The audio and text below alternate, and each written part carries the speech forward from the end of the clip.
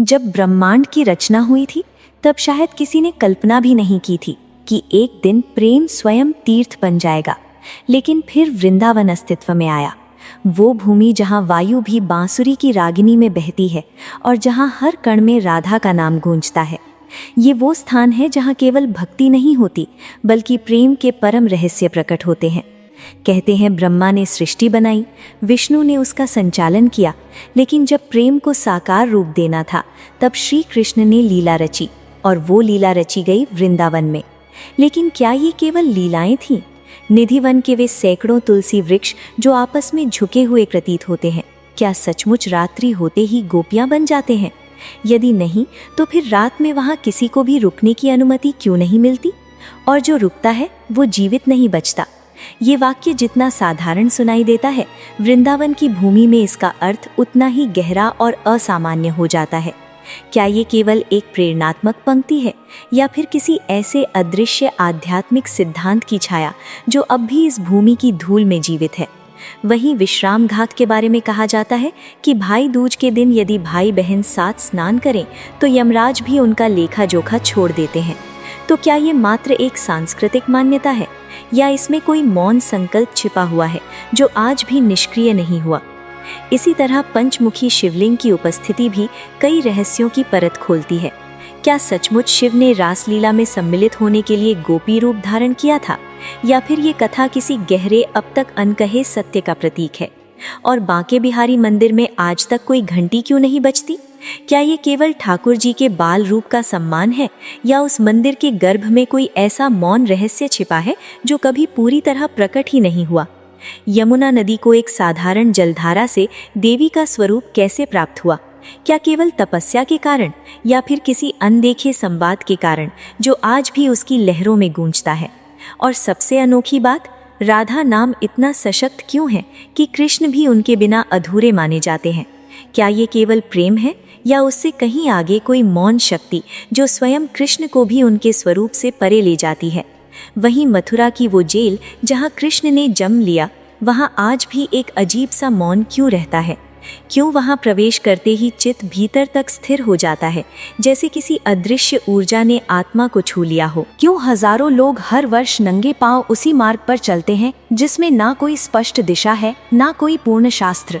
क्या वहाँ कुछ ऐसा है जो आँखों से नहीं दिखता पर आत्मा को खींचता है? तो नमस्कार दोस्तों, मैं गुड्डी आपका मेरे चैनल खामोश इतिहास में स्वागत करती हूँ। आज हम एक ऐसी अद्भुत यात्रा पर निकलने वाले हैं जो आपको वृंदावन की उन अनकही परतों तक ले जाएगी जहाँ प्रेम, रहस्य और आध्यात्म एक साथ जीवित हैं। इस वीडियो में हम जानेंगे निधिवन का रात्रि रहस्य, विश्राम घाट की यम परंपरा, पंचमुखी शिवलिंग की कथा, राधा कृष्ण के अप्रकट संवाद और 84 कोस परिक्रमा की अदृश्य शक्ति। इसके साथ अन्य कई रहस्य जो शायद आपको अब तक पता ना हो। तो चलिए प्रवेश करते हैं उस कथा में जो केवल सुनाई नहीं जाती बल्कि अनुभव कराई जाती है। जब जब पृथ्वी पर पाप और अत्याचार अपनी सीमाएं लांघते हैं तब तब स्वयं भगवान को अवतार लेना पड़ता है। मथुरा जहाँ श्री कृष्ण ने जन्म लिया, एक ऐसा ही पावन स्थल जहाँ अधर्म के घोर अंधकार में धर्म की लौ जली थी।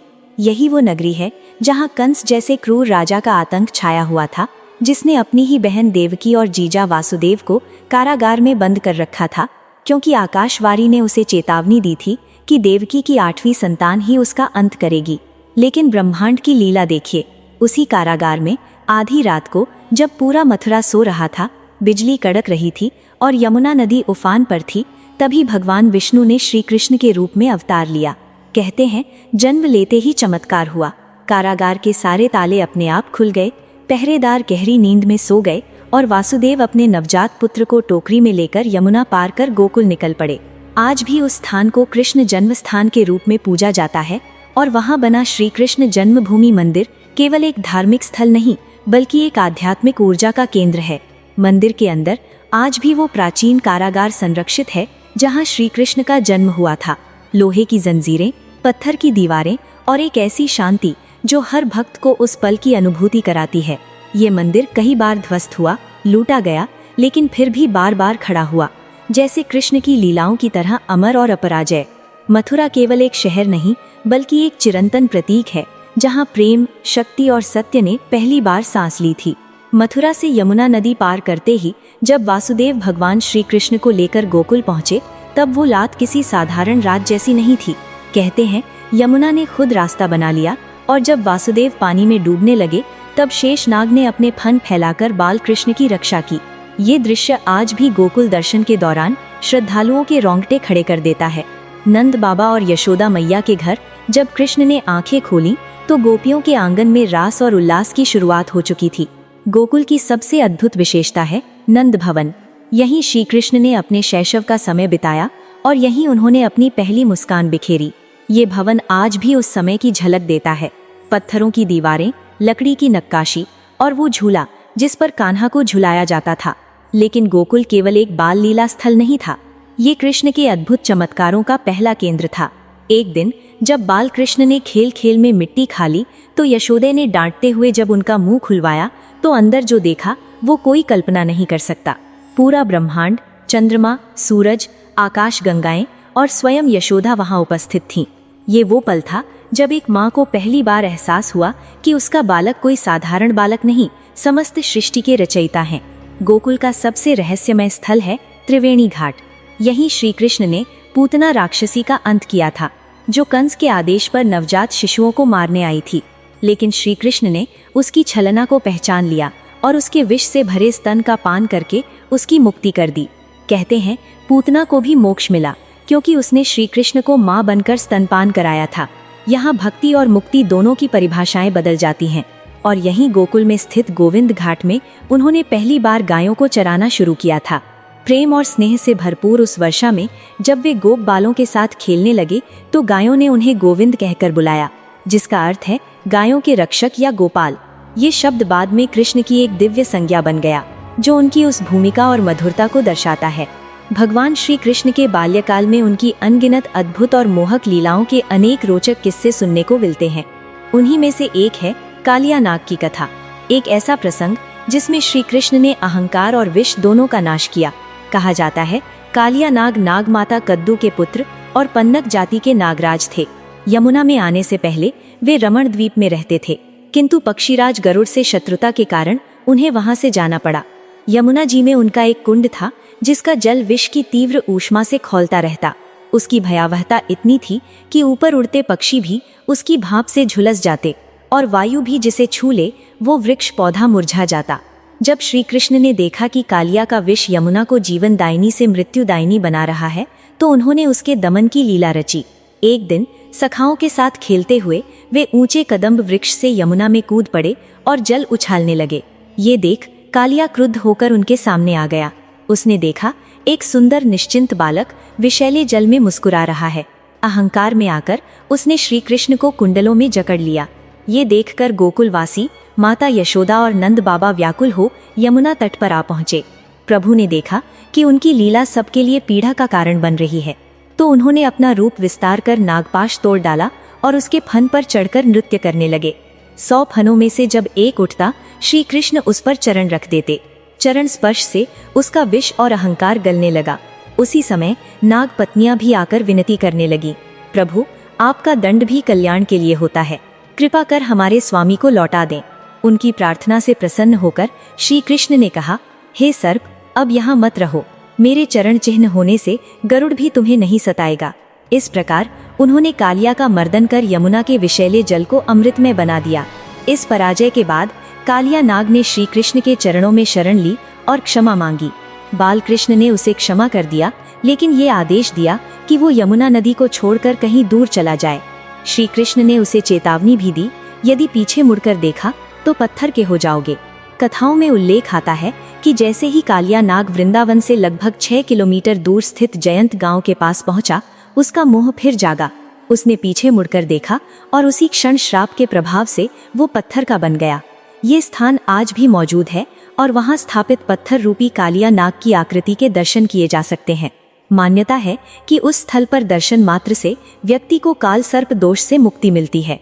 कहते हैं कि एक बार अंग्रेजी शासनकाल में कुछ अंग्रेज अधिकारियों ने ग्रामीणों की श्रद्धा का उपहास उड़ाते हुए इस पत्थर की आकृति पर गोली चला दी और चमत्कार स्वरूप उस पत्थर से रक्त बहने लगा।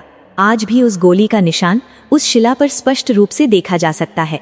ये केवल कथा नहीं, श्रद्धा और चेतना की एक जीवंत प्रतीक है जो आज भी वृंदावन की पवित्र भूमि पर यथावत विद्यमान है। तो चलिए अब हम गोकुल की उन पवित्र गलियों से आगे बढ़ते हैं जहां हर कण में राधा रानी का नाम गूंजता है और हर हवा में बांसुरी की मधुर रागिनी बहती है। वृंदावन, इस पावन धरा को जानने से पहले हमें उस देवी को जानना होगा जिनके नाम से इस भूमि को उसकी पहचान मिली, जो कि राक्षस कुल में जन्मी पर हृदय से भगवान विष्णु की परम भक्त थीं, जिनकी पतिव्रता और भक्ति ने स्वयं देवताओं की विजय को भी रोक दिया। वृंदावन, जिसे प्राचीन काल में कामवन, मधुवन और वनखंड जैसे नामों से जाना जाता था, वो स्थान मात्र एक वन नहीं बल्कि एक ऐसी साधना स्थली थी जहां हर पत्ता, हर हवाओं की गूंज किसी अदृश्य तपस्या की साक्षी थी। देवी वृंदा का विवाह समुद्र से उत्पन्न दैत्यराज जलंधर से हुआ था, जो अत्यंत पराक्रमी और देवताओं के लिए संकट बन चुका था। जब देवताओं और दानवों के बीच भीषण युद्ध छिड़ा, जलंधर युद्ध के लिए प्रस्थान कर रहा था। तब वृंदा ने पति की रक्षा हेतु व्रत धारण कर भगवान विष्णु की पूजा में बैठने का संकल्प लिया। उसकी साधना इतनी प्रभावशाली थी कि देवता जलंधर को पराजित नहीं कर सके। अंततः सभी देवता भगवान विष्णु के शरण में पहुंचे, परंतु प्रभु तो स्वयं वृंदा के भक्त थे।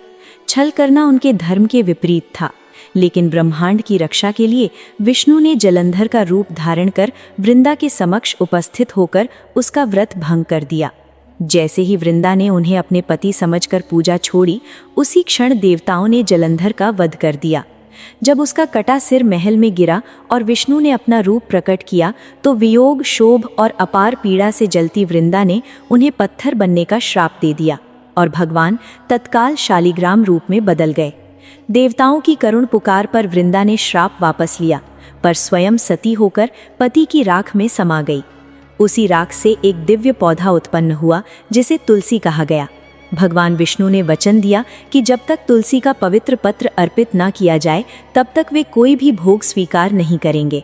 तभी से तुलसी पूजा का आरंभ हुआ और कार्तिक शुक्ल एकादशी को तुलसी विवाह का पर्व मनाया जाने लगा। इस दिव्य त्याग, प्रेम और शुद्धता की कथा को जब इस भूमि ने आत्मसात किया, तभी ये वृंदावन यानी वृंदावन कहलाया। एक ऐसा स्थान जहां राधा कृष्ण की रास लीला केवल लीला नहीं, अपितु प्रेम और आध्यात्मिक एकता की पराकाष्ठा है। श्री कृष्ण ने इस भूमि को इसलिए चुना क्योंकि यहाँ की प्रत्येक हवाओं में वृंदा का तप, तुलसी की सुगंध और राधा का प्रेम समाया हुआ था। वृंदावन की हर कली, हर यमुना की लहर, हर कुंज में भक्ति की वो ऊष्मा है जो हजारों जन्मों के तप से भी दुर्लभ होती है। यही कारण है कि वृंदावन आज भी भगवान को सबसे प्रिय स्थान है। और तुलसी, जिसे आम पौधा समझने की भूल नहीं करनी चाहिए, वह साक्षात वृंदा देवी का ही दिव्य रूप है, जो शुद्ध प्रेम और निश्चल भक्ति की अमर प्रतीक बन गई और जिसके बिना आज भी भगवान भोग स्वीकार नहीं करते। ये वही पावन भूमि है जहाँ कृष्ण और राधा का प्रेम सृष्टि के सबसे शुद्ध और दिव्य रूप में फूटा। यहाँ प्रेम किसी देह या अधिकार का नाम नहीं था, बल्कि समर्पण, त्याग और एकात्मता का रूप बन गया। निधिवन वृंदावन का सबसे रहस्यमय स्थल है। दिन में ये स्थान एक सुंदर बगीचे जैसा लगता है, लेकिन जैसे ही सूरज ढलता है, यहाँ इंसानों का प्रवेश वर्जित हो जाता है। मान्यता है कि रात्रि में स्वयं श्री कृष्ण राधा रानी और गोपियों के साथ रास रचाते हैं, और जो भी इस रहस्य को जानने का प्रयास करता है, वह या तो अंधा हो जाता है या मूर्छित। अनेक संतों और महंतों ने इसके प्रमाण दिए हैं कि रात को निधिवन में झूले अपने आप हिलते हैं, बांसुरी की आवाज आती है और तुलसी के पेड़ जो दिन में सीधे रहते हैं, रात में आपस में लिपटे पाए जाते हैं, मानो वो गोपियों के रूप में नृत्य कर रहे हों। वृंदावन में ही है सेवा कुंज, जहां माना जाता है कि राधा रानी श्री कृष्ण की सेवा करती थीं। ये स्थान आज भी राधा कृष्ण प्रेम की पराकाष्ठा का प्रतीक माना जाता है। वहीं रंग महल वो स्थल है जहां रास के बाद राधा कृष्ण विश्राम करते थे। आज भी वहां रात्रि में श्रृंगार की थाली, जल पात्र और बिस्तर सजाकर रखे जाते हैं और सुबह वे अस्त व्यस्त मिलते हैं, जैसे किसी ने उपयोग किया हो। वृंदावन के सैकड़ों मंदिर, जैसे बांके बिहारी मंदिर, राधा रमण, राधा वल्लभ और मदन मोहन मंदिर, हर एक के पीछे एक दिव्य कथा है, और इन सब में जो ऊर्जा बहती है वह आज भी हर भक्त को राधा कृष्ण के प्रेम में डुबो देती है। यहाँ आने वाला हर व्यक्ति, चाहे वह कितनी भी भौतिक सोच से आया हो, मन से भक्त बनकर ही लौटता है। तो इनमें से किसी भी मंदिर के बारे में डिटेल में जानने के लिए कमेंट कर जरूर बताएं। हम जल्द ही उस पर वीडियो ले आएंगे। वहीं वृंदावन में स्थित बांके बिहारी मंदिर में विराजमान भगवान कृष्ण की मूर्ति जितनी मनमोहक है, उतनी ही रहस्यमय भी है। इस मंदिर के दर्शन के लिए देश भर से ही नहीं बल्कि विदेशों से भी श्रद्धालु खींचे चले आते हैं। इस मंदिर की खास बात यह है कि यहाँ विराजमान मूर्ति में 2 प्राणों का वास माना गया है और इसका प्राकट्य भी एक अत्यंत अद्भुत कथा से जुड़ा है, जिसे सुनकर कोई भी चमत्कृत हुए बिना नहीं रह सकता। बांके बिहारी मंदिर की प्रसिद्धि मथुरा वृंदावन के अन्य मंदिरों से अलग और अद्वितीय है, जहाँ श्री कृष्ण की ये अत्यंत चमत्कारी मूर्ति विराजमान है। मान्यता है कि मार्गशीर्ष मास की पंचमी तिथि के दिन बांके बिहारी जी का प्राकट्य हुआ था और इस दिन वृंदावन में एक विशाल उत्सव का आयोजन होता है। ये मूर्ति दरअसल राधा कृष्ण के मिले जुले स्वरूप की मानी जाती है, जो स्वामी हरिदास जी की सच्ची प्रार्थना के फलस्वरूप प्रकट हुई थी। कहा जाता है कि स्वामी हरिदास जी प्रतिदिन प्रभु की महिमा का गान और भजन करते थे और एक दिन जब उन्होंने आंखें खोली तो उनके सामने स्वयं बांके बिहारी का मनमोहक दिव्य विग्रह प्रकट हो गया। इस चमत्कारी अनुभव के बाद ये मूर्ति यहीं स्थापित की गई। बांके बिहारी की मोहिनी छवि भक्तों को इस कदर मंत्रमुग्ध कर देती है कि जैसे वे किसी और लोक में पहुंच जाते हैं। जन्माष्टमी के दिन ही यहाँ मंगल आरती होती है और बिहारी जी के चरणों के दर्शन केवल अक्षय तृतीया पर ही कराए जाते हैं। एक और अद्भुत परंपरा ये है कि मंदिर में हर 2 मिनट पर भगवान की मूर्ति के सामने पर्दा खींचा जाता है। ऐसा माना जाता है कि भक्तों का प्रेम और समर्पण देख स्वयं बिहारी जी प्रसन्न होकर उनके साथ उनके घर चल पड़ते हैं। पर्दा डालने का उद्देश्य उनकी नज़र उतारना भी होता है, क्योंकि कहा जाता है कि अगर कोई उन्हें एकटक देख ले तो उन्हें नज़र लग जाती है। इस प्रथा का प्रचलन काफ़ी पुराना है और इसके पीछे एक रोचक कथा है। एक बार एक किसान दर्शन के लिए आया और उसने भगवान को एकटक निहार लिया, जिसके बाद भगवान उसके साथ चल दिए। जब गोस्वामी जनों को इस बात का पता चला तो उन्होंने बिहारी जी को काफ़ी ढूंढा। फिर कई दिनों बाद उनके मिलने पर पुनः मंदिर में विराजमान किया। तभी से ये परंपरा शुरू हुई कि ठाकुर जी को कोई एकटक न देख सके, इसलिए समय समय पर पर्दा डाला जाता है। यही नहीं, बांके बिहारी मंदिर में सेवा पूजा बाल रूप में की जाती है और भक्तों के साथ साथ सेवायत पुजारी भी उन्हें लाड़ प्यार करते हैं। ठाकुर जी का विग्रह इतना सुंदर और मोहक है कि कोई भी व्यक्ति उसे देखकर खो सा जाता है। इसलिए ये परंपरा वर्षों से चली आ रही है कि बार बार पर्दा गिराकर दर्शन को नियंत्रित किया जाता है, ताकि भक्त प्रभु की मधुरता में पूरी तरह विलीन हो जाने से पहले उसे नियंत्रित रूप में अनुभव कर सकें। अब चलिए हम आगे बढ़ते हैं नंदगांव की ओर। नंदगांव वो पावन भूमि है जहाँ बाल गोपाल श्री कृष्ण ने अपने बाल्यकाल का अधिकांश समय बिताया। ये स्थान सिर्फ एक गांव नहीं बल्कि नंद बाबा और यशोदा मैया की ममता, प्रेम और भक्ति की जीवंत गाथा है।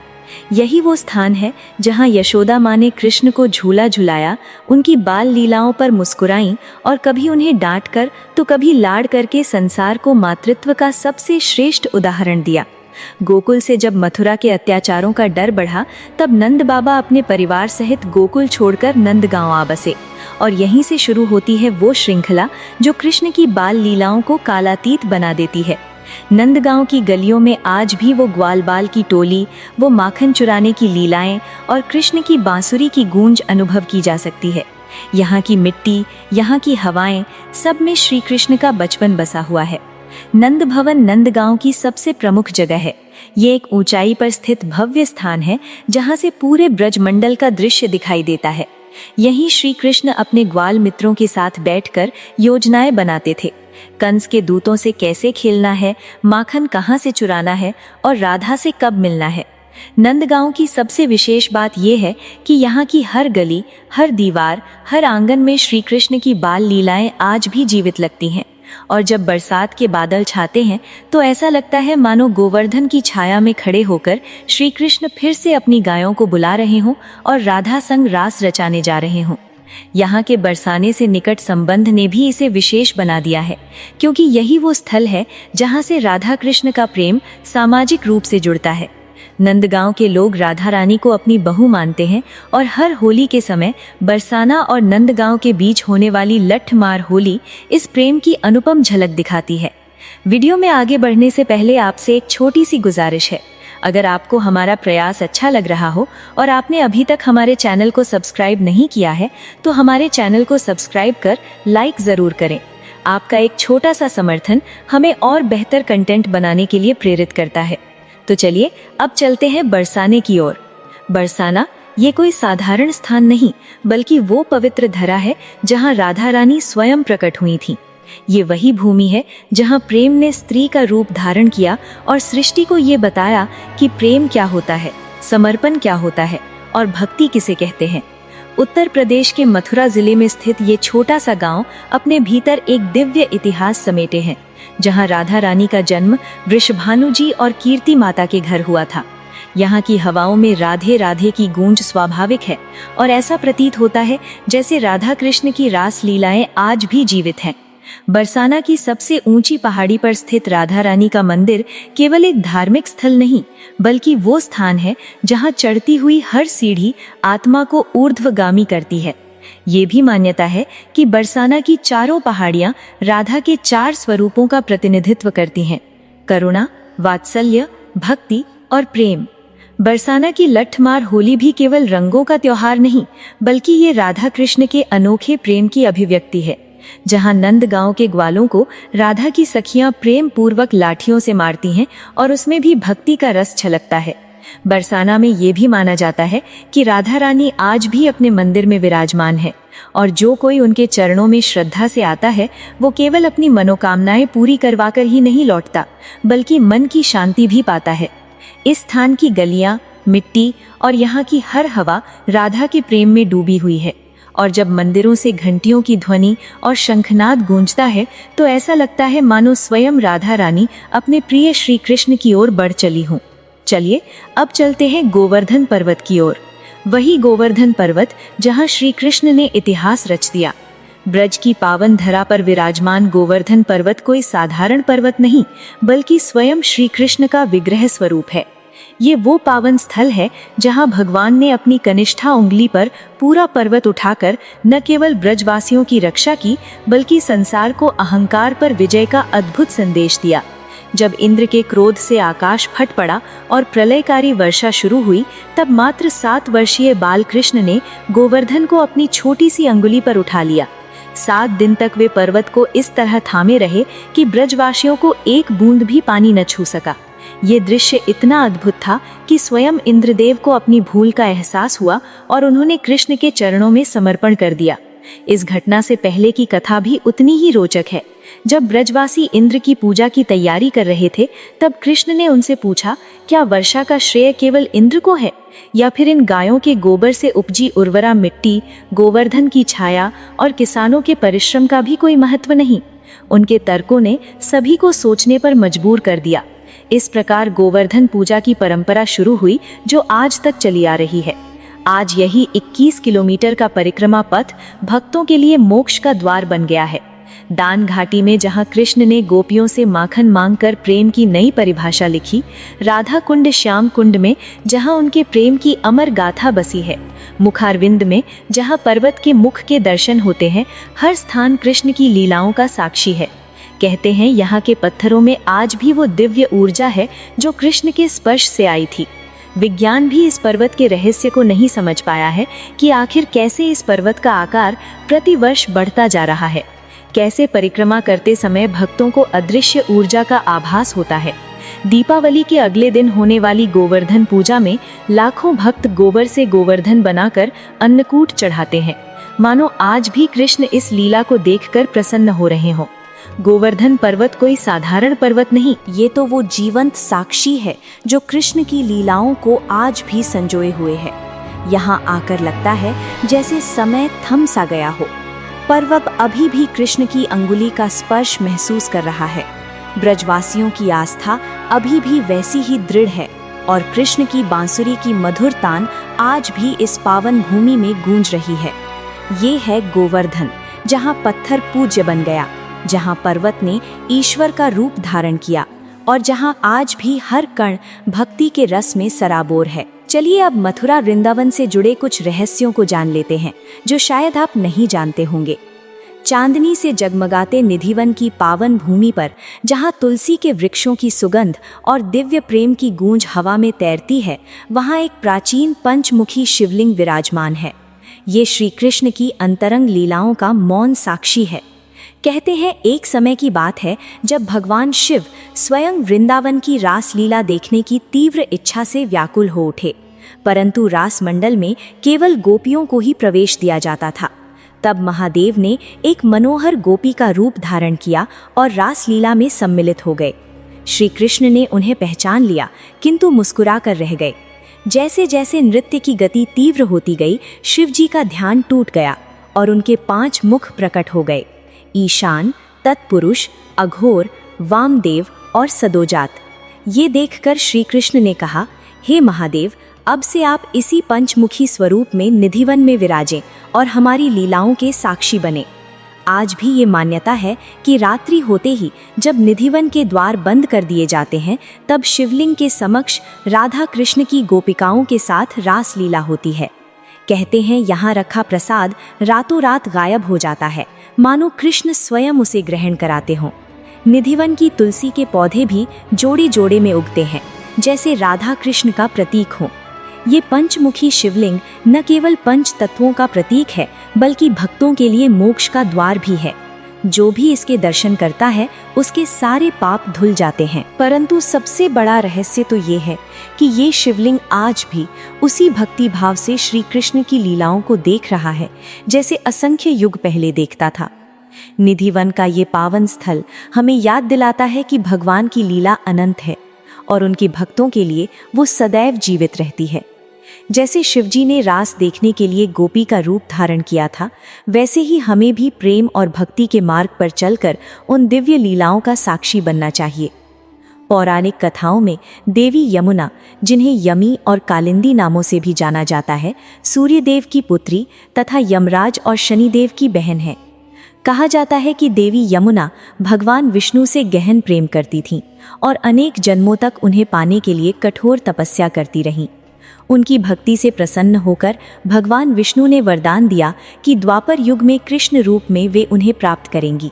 यही कारण है कि भाद्रपद मास के कृष्ण पक्ष की अष्टमी को, जब श्री कृष्ण का जन्म कारागार में हुआ, तब उनके चरणों को सबसे पहले स्पर्श करने का सौभाग्य देवी यमुना को प्राप्त हुआ।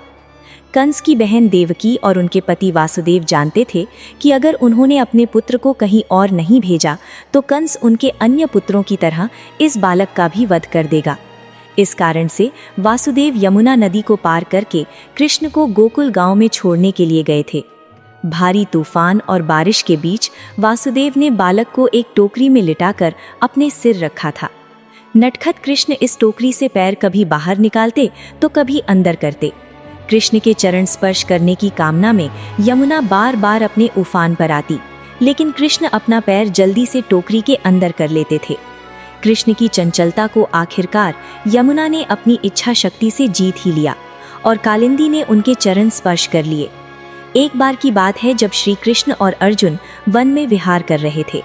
चलते चलते कृष्ण को प्यास लगी और वे जल की तलाश में अर्जुन के साथ आगे बढ़े। जैसे जैसे वे वन के भीतर जाते गए, एक अद्भुत शीतलता का अनुभव होने लगा। कुछ दूर चलने पर उन्होंने एक अनुपम सुंदरी को भगवान विष्णु का नाम लेकर गहन ध्यान करते देखा। कृष्ण ने समीप जाकर पूछा, हे देवी, आप कौन हैं और यहाँ किस उद्देश्य से तपस्या कर रही हैं? वह सुंदरी बोली, मैं यमुना हूँ। अनेक युगों से भगवान विष्णु को पाने की अभिलाषा में तपस्या कर रही हूँ। अब जब द्वापर युग आ गया है, यदि फिर भी मुझे विष्णु जी वर के रूप में नहीं मिले तो मैं यहीं जीवन भर तपस्या करती रहूंगी। उनकी बात सुनकर श्री कृष्ण ने मुस्कुराते हुए कहा, देवी, मैं ही वह विष्णु हूँ जिसके लिए आप जन्मों से तप कर रही हैं। इस युग में मैं श्री कृष्ण रूप में आपके सम्मुख खड़ा हूँ। यह सुनते ही देवी यमुना का हृदय आनंद से भर गया। श्री कृष्ण ने उनका हाथ थामा और उनसे विधिवत विवाह किया। विवाह के बाद कृष्ण ने देवी यमुना को पूजनीय होने का वरदान दिया। कृष्ण ने कहा, हे यमुने, तुम्हारी तपस्या संपूर्ण मानव जाति के लिए एक प्रेरणा है। मेरे भक्त निश्चित रूप से तुम्हारी कृपा भी पाएंगे। कृष्ण से विवाह करने के बाद देवी यमुना फिर से अपनी धारा में समा गईं और भक्त आज उन्हें देवी की तरह ही पूजते हैं। ब्रिज भूमि की ये रहस्यमयी कथा यहीं समाप्त नहीं होती, पर इस वीडियो को ज़्यादा बड़ा न करते हुए यहीं समाप्त करते हैं। उम्मीद है आज का ये वीडियो आपको पसंद आया होगा, और अगर आपको आज की वीडियो पसंद आई हो तो इस वीडियो को लाइक ज़रूर करें और अपने परिजनों के साथ साझा करें, और साथ ही कमेंट में राधे कृष्ण लिखना न भूलें। वहीं अगर अब तक आपने हमारे चैनल को सब्सक्राइब नहीं किया है तो अभी सब्सक्राइब करके हमें समर्थन दें, तथा वृंदावन और मथुरा से जुड़ी विस्तृत एवं रोचक कहानियों के लिए हमें कमेंट में बताएं। मिलते हैं अगले वीडियो में, तब तक के लिए राधे राधे।